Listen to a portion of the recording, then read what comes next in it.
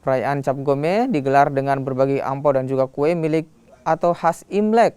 Sebanyak 105 orang lanjut usia menerima bantuan sosial dari Yayasan Makassar Peduli Sosial. Mencegah penyebaran COVID-19, pembagian bantuan sebagian diberikan di kantor MPS di Jalan Pelita, Makassar. Penerima bantuan juga diwajibkan menerapkan protokol kesehatan. Bantuan diberikan untuk mengurangi beban biaya warga kurang mampu yang bersumber dari para donatur.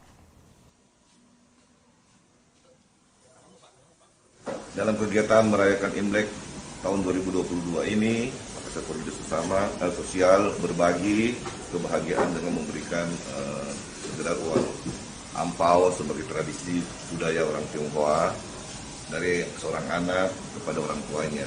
Jadi fokus kita adalah membantu orang tua, membantu saudara-saudara kita yang berkebutuhan khusus, yang lagi sakit. Bukan hanya orang dari kalangan Tionghoa. Tidak, jadi kami juga membantu beberapa saudara kami dari kalangan non-Tionghoa.